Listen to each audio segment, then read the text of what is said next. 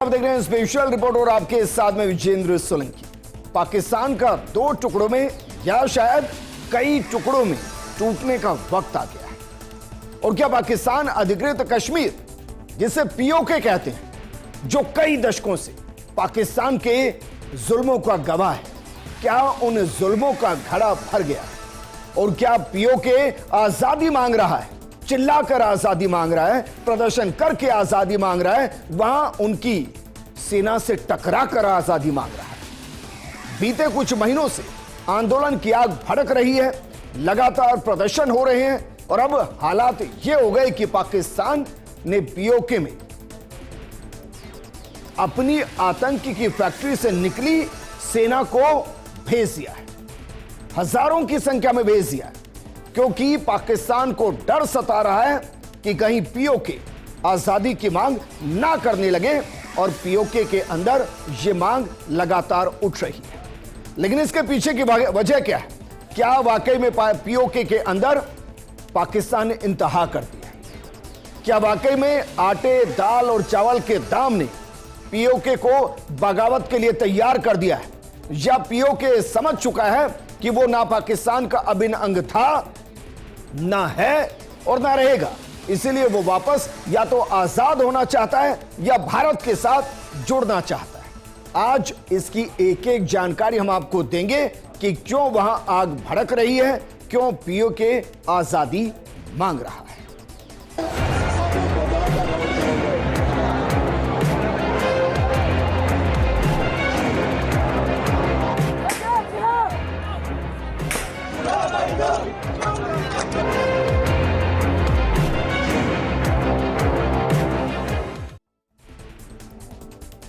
शुरुआत करते हैं उन बंदूकों की आवाजों के साथ जो हर तस्वीरों के अंदर नजर आ रही है, और ये सीधी पीओके के अंदर उन प्रदर्शनकारियों के सीने में उतारी जा रही है जो वहां मूलभूत सुविधाओं के लिए मांग कर रहे हैं, जो अपने हक की मांग कर रहे हैं, जो वहां उन मांगों को दोहरा रहे हैं जो वहां की हुक्मरानों ने ना जाने कितनी बार उनसे वादे किए। और हालात ये हो गए कि प्रदर्शनों को दबाने के लिए सरकार ने भारी सिक्योरिटी तैनात कर दी है। हजारों लोग कोटली, रावलकोट और मुजफ्फराबाद जैसे शहरों में आजादी और पाकिस्तानी सेना वापस जाओ जैसे नारे लगा रहे हैं। कोटली में निहत्थे प्रदर्शनकारियों पर सुरक्षा बलों ने गोलीबारी की और इसमें प्रदर्शनकारियों को काफी चोटें आई। तो वहीं प्रदर्शनकारियों ने सेना के खिलाफ नारे लगाने शुरू कर दिए कि हम तुम्हारी मौत हैं, और इस तरीके के नारे पीओके के अंदर लग रहे हैं।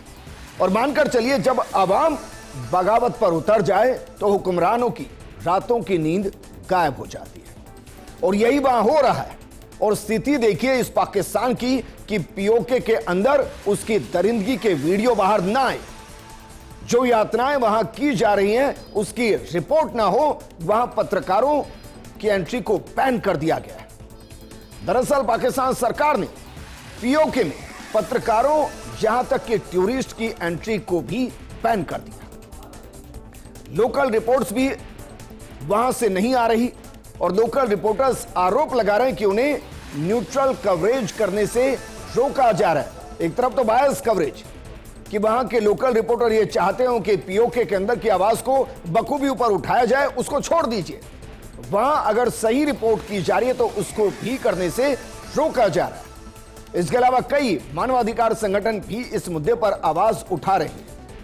पीओके में आधी रात से इंटरनेट सेवाएं बंद कर दी गई। सरकार को डर है कि प्रदर्शन आजादी की व्यापक मांग में बदल सकता है, और इसीलिए हजारों की संख्या में सेना को वहां छोड़ दिया गया है ताकि वो पीओके के अंदर उठ रही आवाज को फिर से दबा सके। लेकिन पीओके में आजादी की मांग क्या वाकई में यही पाकिस्तान का असली डर है? इस डर के पीछे की वजह क्या है?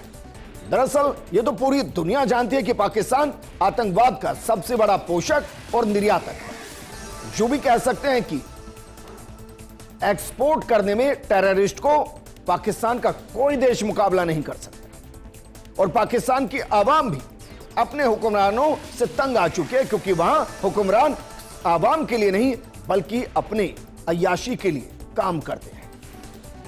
यह देश आंतरिक अस्थिरता से गुजर है और पाकिस्तान के कब्जे वाले कश्मीर यानी कि पीओके ने लगातार विरोध प्रदर्शन हो रहे हैं और लाखों लोग सड़कों पर हर दिन नजर आ रहे हैं, जिसमें हजारों लोग शहबाज शरीफ सरकार के खिलाफ सड़कों पर उतरकर प्रोटेस्ट कर रहे हैं। और उस प्रोटेस्ट को दबाने के लिए सरकार ने इंटरनेट सेवाओं को बंद कर दिया। वहीं भारी तादाद में सुरक्षा बलों की तैनाती की गई, रास्तों को रोका जा रहा है और इसमें आवामी एक्शन कमेटी के बंद और चक्का जाम के आह्वान पर मीरपुर, कोटली, रावलकोट, नीलम घाटी, केरन और अन्य जिलों में व्यापक विरोध प्रदर्शन हुए हैं। अधिकारियों ने सुरक्षा बलों की तैनाती, इंटरनेट सेवा बंद करके नाराजगी को और ज्यादा बढ़ा दिया है, क्योंकि वहां की आवाम जो पहले से ये मांग कर रही है कि उनको मूलभूत सुविधाएं मिले, वहां इंटरनेट को बंद करके उनकी आवाम को बता दिया गया है कि उनकी आवाज को अंतर्राष्ट्रीय स्तर पर पहुंचने ही नहीं दिया जाएगा। लेकिन एएसी के नेता शौकत नवाज मीर, जो इस पूरे अभियान की अगुवाई कर रहे हैं, वो कैसे पाकिस्तान की सरकार, पाकिस्तान की सेना और अपनी मूलभूत सुविधाओं के हक के लिए लड़ते हुए क्या कुछ कह रहे हैं, जरा इस पर गौर पूरे दुनिया को करना चाहिए। वो कह रहे हैं कि हमारा अभियान किसी संस्था के खिलाफ नहीं है, बल्कि उन मौलिक अधिकारों के लिए है जिसने हमारे लोगों को 70 साल से भी ज्यादा समय से वंचित रखा है। बस बहुत हो गया, या तो अधिकार दिलाओ या फिर जनता के गुस्से का सामना करो। शौकत नवाज मीर एएसी के नेता हैं जो इस पूरे आंदोलन की अगुवाई कर रहे हैं। वो कह रहे हैं कि 7 दशक हो गए, हमारी मांगों पर ध्यान नहीं दिया गया, हम गुलामों के जैसी जिंदगी जी रहे हैं, अब बस बहुत हो गया।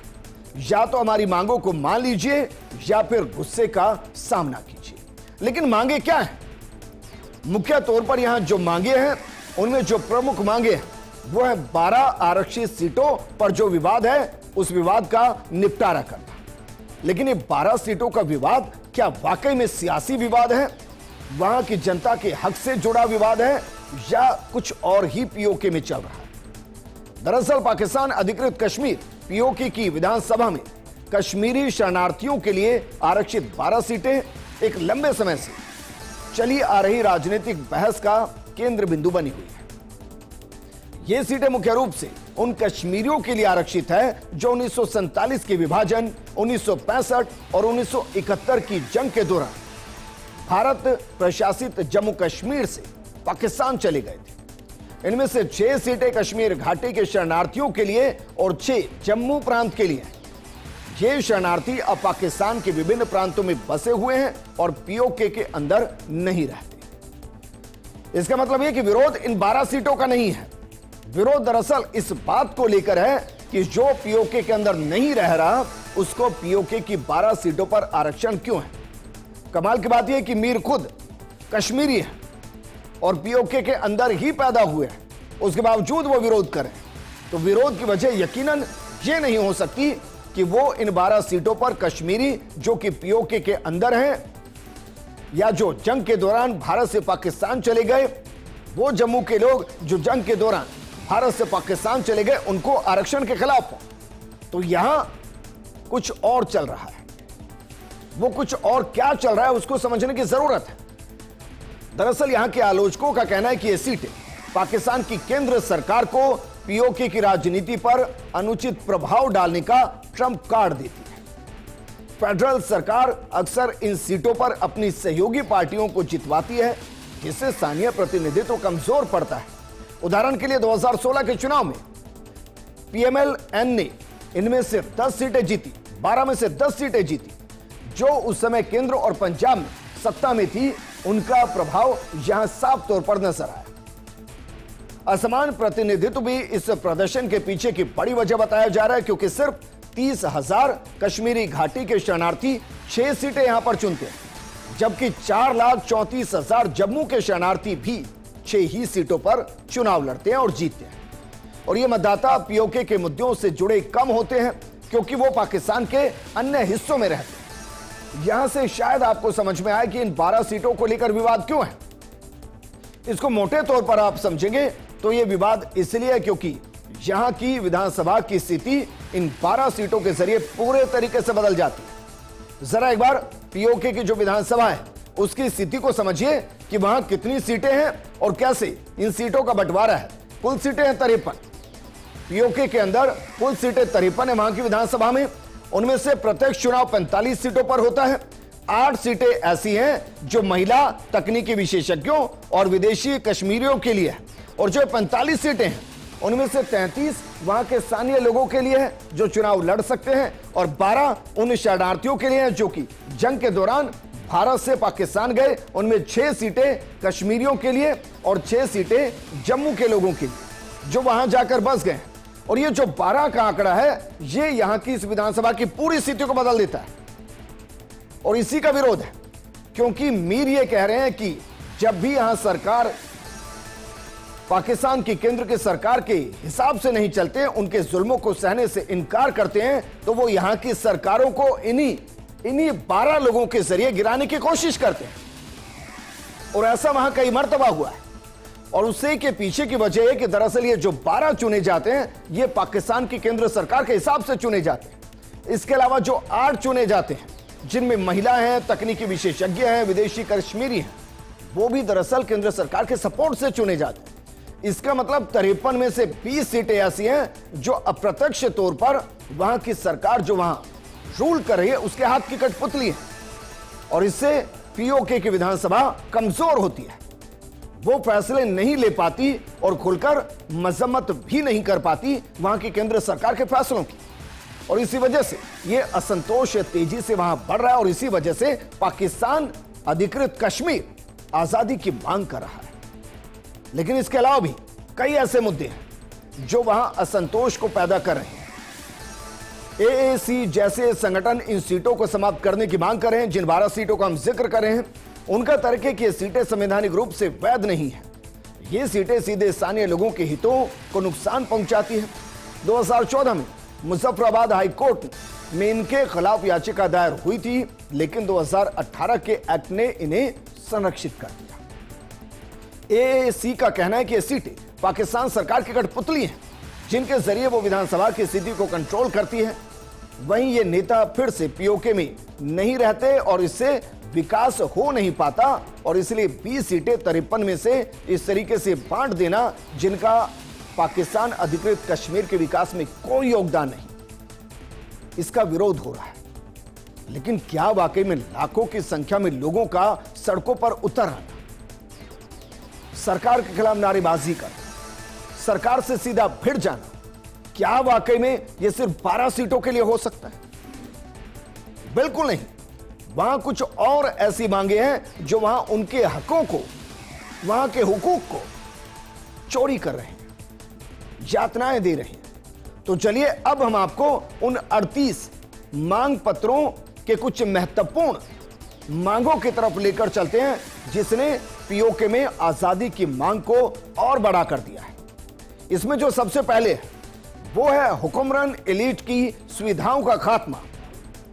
वो ये कह रहे हैं कि यहां के पूर्व और वर्तमान मंत्रियों, यहां के नौकरशाहों, यहां की न्यायपालिका को मिलने वाली सभी सुविधाएं समाप्त कर देनी चाहिए। ये पीओके के ऊपर एक आर्थिक बोझ है और इसको खत्म करने की जरूरत है। दूसरा, शरणार्थियों की 12 आरक्षित सीटों का खात्मा। पीओके में बसे वास्तविक शरणार्थियों को प्रतिनिधित्व और स्वामित्व अधिकार देना चाहिए। वो इसके अगेंस्ट नहीं है कि हम 12 सीटों को खत्म कर दी।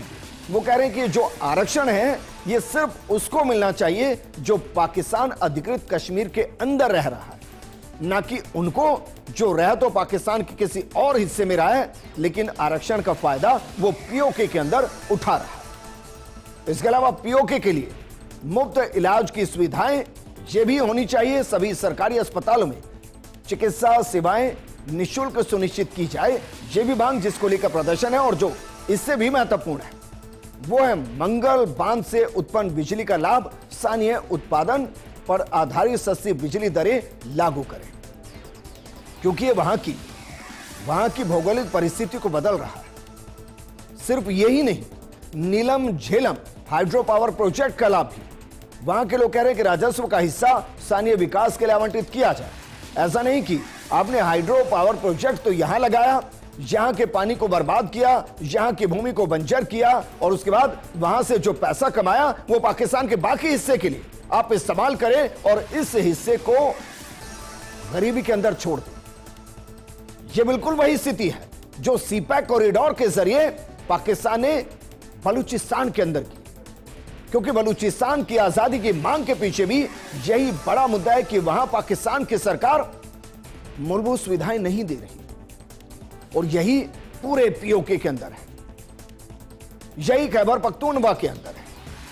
आप सोचिए, अगर किसी आवाम को यह कहना पड़ जाए कि आटा पर सब्सिडी लागू कीजिए तो क्या होगा, सोचिए सर। यहां की आवाम यह कह रही है कि आटे पर सब्सिडी लागू कीजिए, महंगाई के खिलाफ तत्काल राहत दीजिए। इसके अलावा पीओके बैंक का शेड्यूलिंग कीजिए, वित्तीय सुधार और पारदर्शिता सुनिश्चित कीजिए। जहां की आवाम कह रही है कि स्टेट सब्जेक्ट अनिवार्य कीजिए, केवल स्थानीय निवासियों को चुनाव लड़ने का अधिकार हो, उन कठपुतलियों को नहीं जो वर्तमान में मुनीर और शहबाज के हाथों में नाच रही है। यहां की आवाम कह रही है कि बुनियादी ढांचे का विकास कीजिए, कुछ नहीं कर सकते, कम से कम सड़कों का निर्माण कर दीजिए, बेहतर इंटरनेट सुविधाएं विकसित कर दीजिए, अच्छे अस्पताल विकसित कर दीजिए। और ये सब सोचिए जरा, पाकिस्तान की आजादी के 70 सालों के बाद मांग उठ रही है। वहां की मांग है कि शिक्षा की गुणवत्ता कम से कम सुधार दीजिए, पीओके में सभी सरकारी स्कूलों का निर्माण करा दीजिए, और निर्माण नहीं हो पा रहा तो कम से कम मरम्मत कार्य ही करा दीजिए।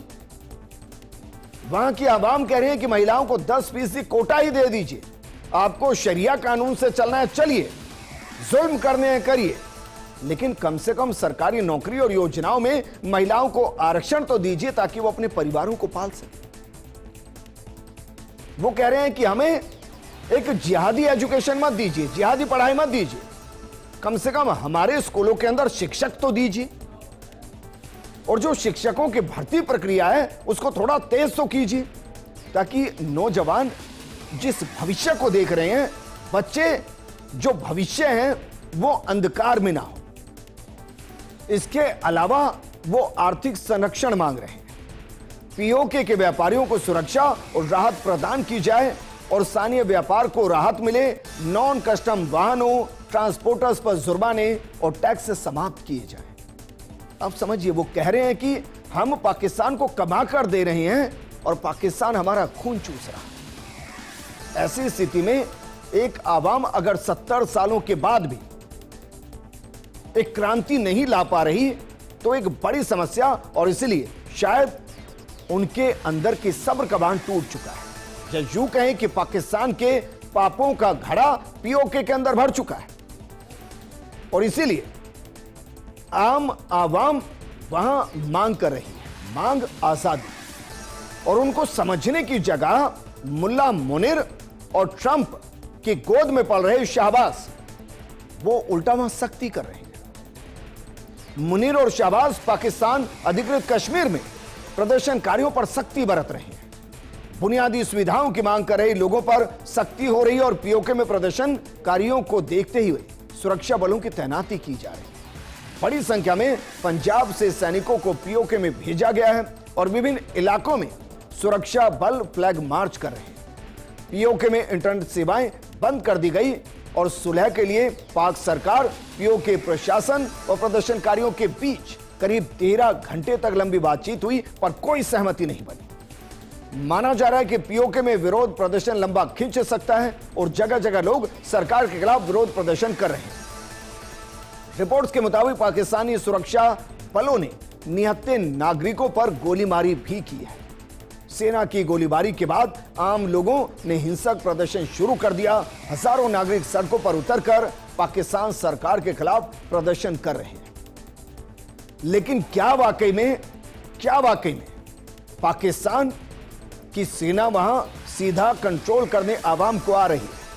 तो इसका मतलब यह हुआ कि लोकल पुलिसिंग वहां काम नहीं कर रही है, या पर लोकल पुलिस भी पीओके की आवाम के साथ आकर खड़ी हो गई।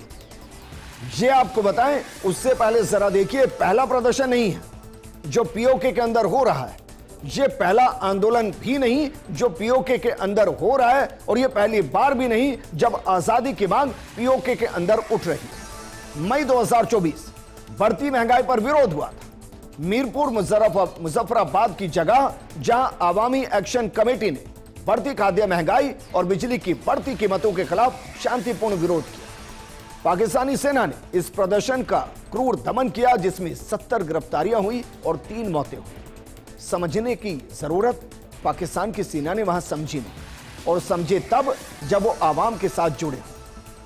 अगस्त 2024 में महंगी बिजली से लोग वहां भड़क गए और पूरा पीओके इस आग में झुलसता नजर आया। बिजली दरों में वृद्धि के खिलाफ हिंसक प्रदर्शन हुआ। इस दौरान भी 4 मौतें हुई और प्रदर्शनकारियों ने आजादी के नारे लगाए। इसके अलावा व्यापार नीतियों को लेकर जून 2025 में गुस्सा फूट पड़ा। गिलगिट बाल्टिस्तान कराकोरम हाईवे को कई दिनों तक ब्लॉक किया गया। व्यापार नीतियों और लंबी बिजली कटौती के खिलाफ प्रदर्शन किया गया। खनिज और भूमि हड़पने के प्रस्तावित बिल के खिलाफ भी आंदोलन किया गया। अब सोचिए जरा, जहां से पूरी पाकिस्तान की आवाम को निवाला मिल रहा है, जहां से वहां की लड़खड़ाती अर्थव्यवस्था को एक सपोर्ट मिल रहा है, वहां की आवाम को कुछ नहीं मिल रहा, यहां तक कि वहां के पुलिस को भी कुछ नहीं मिल रहा है। पाकिस्तानी अधिकृत कश्मीर में हालात लगातार बिगड़ते जा रहे हैं, क्योंकि आवामी एक्शन कमेटी के बाद पीओके की पुलिस भी पाकिस्तान की शाबाश सरकार के खिलाफ सड़कों पर उतर आई। पुलिस की हड़ताल के बाद पीओके में कानून व्यवस्था उथल पुथल हो गई। पुलिसकर्मियों की मांगे पूरी ना होने पर पूरे पीओके में बंद की घोषणा की गई और स्थिति को नियंत्रण करने के लिए पाक सरकार ने भारी संख्या में सेना वहां पर तैनात कर दी। सरकार ने 7000 पुलिसकर्मी और फ्रंटियर फोर्स के जवान पीओके में तैनात किए हैं। इन सभी जवानों को राजधानी इस्लामाबाद से पीओके में भेजा गया। और अब जानते हैं मांग क्या है उनकी। उन पुलिसकर्मियों की मांग बस इतनी है कि जो वेतन आप पीओके से बाहर पाकिस्तानी पुलिस को दे रहे हैं, वही वेतन पीओके के अंदर की पुलिस को भी दे दीजिए। क्या ये मांग गलत है? क्या पाकिस्तान अभी भी पीओके को अपना नहीं मानता, और वो मानना भी नहीं चाहिए, क्योंकि वो भारत का भी नंग है। पीओके के पुलिस कर्मियों को पाकिस्तानी सरकार से ढेरों शिकायतें हैं। उन्होंने पाक सरकार के सामने 11 मांगे रखी हैं, जिनमें वेतन बढ़ाने से लेकर जोखिम भत्ता, आवास, सरकारी योजनाओं का लाभ देने जैसी बातें शामिल हैं। और पाक सरकार ने उनकी मांगों को खारिज कर दिया, जिससे पुलिसकर्मियों का गुस्सा भड़क गया और सभी सड़कों पर उतर आए। अब सोचिए, अगर पाकिस्तान को वाकई में पीओके अपना लगता, तो क्या वहां की आवाम अपनी नहीं लगती? अगर पाकिस्तान को वाकई में बलूचिस्तान अपना लगता, तो क्या वहां की आवाम अपनी नहीं लगती?